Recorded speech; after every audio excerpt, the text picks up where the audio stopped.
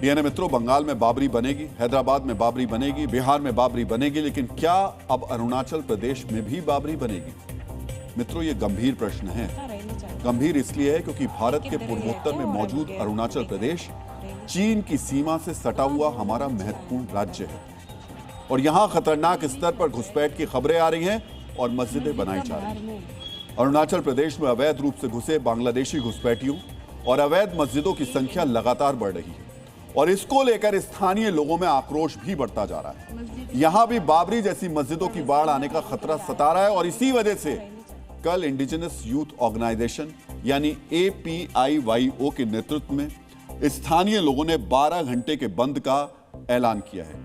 APIYO और दूसरे स्थानीय युवा संगठनों की मांग है अरुणाचल प्रदेश में अवैध तरीके से बनाई गई मस्जिदों और मदरसों को हटाया जाए। युवा संगठनों के मुताबिक ये मस्जिदें बांग्लादेशी घुसपैठियों द्वारा बनाई गई हैं और इन अवैध मस्जिदों से अरुणाचल प्रदेश की सामाजिक सांस्कृतिक पहचान खतरे में है। इसके विरोध में 9 दिसंबर यानी कल पूरे ईटानगर में 12 घंटे का बंद बुलाया गया है। इस दौरान अरुणाचल प्रदेश में दुकानों, सार्वजनिक सेवाओं को बंद रखा जाएगा।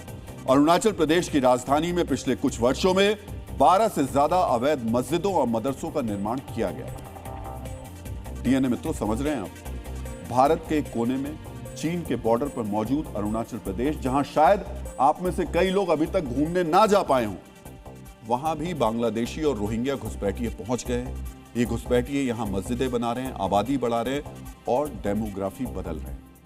और ये सब काम इतनी तेजी से हो रहा है कि अरुणाचल प्रदेश के युवा बेचैन और परेशान हो गए हैं। आज आपको अरुणाचल प्रदेश में बंद का ऐलान करने वाले युवाओं की बात बहुत ही ध्यान से सुननी चाहिए।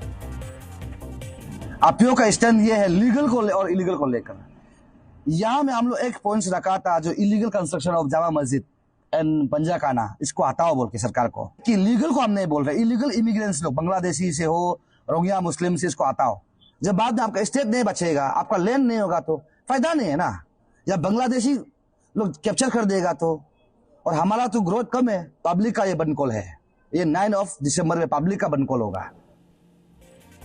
ये अरुणाचल प्रदेश के जेनजी हैं जिनको लग रहा है ये अवैध घुसपैठिए उनकी जमीन, उनकी नौकरी, उनके संसाधन सब कुछ छीनने की साजिश रच रहे हैं और इन अवैध बांग्लादेशियों की अवैध मस्जिदें उनकी संस्कृति को भी नुकसान पहुंचा रही हैं। इन आरोपों में कितनी सच्चाई है, एक आंकड़े के जरिए समझते हैं।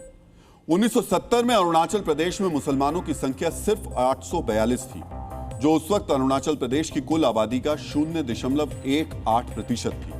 लेकिन 2011 की जनगणना में मुसलमानों की संख्या बढ़कर 30,000 के करीब पहुंच गई है, जो अरुणाचल की आबादी का लगभग 2% है और 2025 तक यह आंकड़ा और ज्यादा बढ़ गया।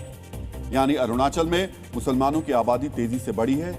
इसकी गवाही आंकड़े भी दे रहे हैं। सोचिए, 55 साल में मुस्लिमों की आबादी करीब 2% बढ़ गई है और स्थानीय लोगों के लिए यही चिंता की बात है।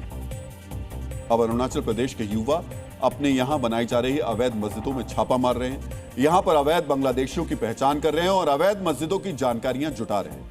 आज आपको अरुणाचल में अवैध मस्जिदों के खिलाफ छात्रों के इस आंदोलन को भी ध्यान से देखना चाहिए। अरुणाचल प्रदेश में कुछ ऐसे सवाल उठाए जा रहे हैं जिनका इन अवैध घुसपैठियों के पास कोई भी जवाब नहीं है। यही वजह है कि अरुणाचल में अवैध मस्जिदों के खिलाफ आंदोलन लगातार बढ़ता जा रहा है।